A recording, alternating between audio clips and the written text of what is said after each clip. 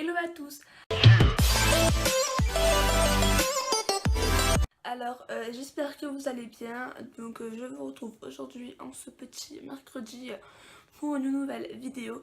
Donc c'est un sujet qui est vraiment hyper important pour moi et que je voulais vraiment aborder sur ma chaîne. Je tiens à préciser que c'est une vidéo que j'avais déjà faite auparavant, que j'avais supprimée, et du coup c'est vrai que j'aurais pu la remettre, voilà, mais je l'avais pas trop, donc du coup j'ai préféré la refaire. Donc du coup ce sera une vidéo sur le harcèlement scolaire. Tout d'abord je vais raconter donc mon histoire, puis ensuite donc je vous donnerai mes conseils. Donc simplement moi ça a commencé donc en 5ème, donc au collège. Et en fait en gros les gens de ma classe faisaient que m'insulter, ils me tapaient, ils me poussaient, ils me faisaient des croche-pattes, ils me faisaient tomber, enfin plein de choses comme ça. Et vraiment c'était hyper compliqué à part pour moi à vivre. Et ça me rendait malade, je passais mon temps à pleurer. Et en fait ça a duré donc jusqu'à la 3ème, et en 3ème c'était vraiment de pire en pire. En fait en 3ème bah, clairement je voulais plus aller en cours, tout le temps je disais tout le temps à ma mère que j'étais malade, que j'avais un rhume, que je venais de vomir, que du coup je me faisais mon temps à m'engueuler avec ma mère parce que forcément bah, elle me croyait pas, puisque c'était pas possible que je sois autant malade tout le temps. Et du coup au bout d'un moment bah, mes parents ils se sont rendus compte, ils se sont dit que c'était pas normal que je sois tout le temps malade, qu'il y avait un problème parce que je voulais pas aller en cours. Donc du coup ils m'ont demandé, voilà, ils m'ont vraiment pas forcé à le dire, mais on va dire pas, enfin voilà, du coup j'étais un peu obligée de leur dire, quoi, de leur expliquer. Puis d'un côté vraiment ça m'a fait du bien de leur expliquer mon histoire, de tout leur dire. Et du coup suite à ça, faut pas aller en cours pendant 3-4 jours. Et mon père il a contacté donc le CPE pour lui expliquer en gros ce qui se passait. Donc du coup le CPE il a tout organisé. Donc du coup j'ai rencontré l'infirmière scolaire, l'assistante sociale, j'ai vu le CPE aussi. Et du coup ce qui fait que bah, moi ça m'a beaucoup aidé psychologiquement vraiment. Voilà, et puis surtout bah, les élèves qui faisaient ça ont été sanctionnés. Et du coup bah aussi par la suite j'ai été voir mon médecin qui m'a prescrit des séances pour aller voir une psychologue. Et ça aussi ça m'a vraiment beaucoup aidé. Donc déjà bah, à passer au-dessus de ça, et puis même à m'ouvrir aux gens et à être beaucoup moins timide. Donc c'est vraiment quelque chose qui m'a vraiment beaucoup aidé. Et donc voilà, après j'avais aussi en 4ème, enfin pendant mon 4ème, ma mère avait fait une lettre au proviseur pour demander à ce que je change de classe. Et du coup ça avait, donc j'avais été dans une autre classe et il n'y avait pas les mêmes élèves.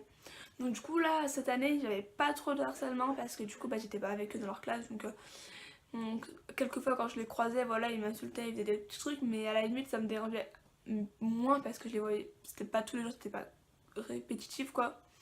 Mais après, bah, en 3ème, je suis retournée dans la même classe. Et c'est là, du coup, vraiment, c'était vraiment horrible. Donc voilà, mon histoire. Donc tout d'abord, je voulais vous dire, donc c'est vraiment très important d'en parler. Donc faut pas vous dire genre que si vous en parlez, ça va être pire, que ça va encore se répercuter sur vous et tout ça. Parce que vraiment, c'est vraiment très important d'en parler. C'est le seul moyen pour que ça s'arrête, puisque en fait, tout seul, vous pourrez rien faire, vous pourrez pas agir contre eux, puisque vous êtes tout seul. Alors que si vous en parlez à vos parents, à votre tante, à un professeur, à un CPE, à n'importe qui, il pourra toujours alerter quelqu'un, faire quelque chose, et c'est le seul moyen pour que ça avance. Et donc voilà, c'est vraiment hyper important d'en parler. Et surtout ne pas avoir peur d'en parler, et ne pas avoir peur même des gens, puisque les personnes c'est des gens comme vous, ils vont pas vous manger, ils vont pas genre si vous leur dites que voilà, vous faites harceler tout ça, que vous avez des problèmes à l'école, c'est pas, ils vont pas vous critiquer, ils vont pas vous dire que vous êtes nul, ils vont pas vous dire enfin ils vont, je pense, ils vont être là pour vous, ils vont vous aider. Et voilà, ça va vraiment être une aide vraiment considérable.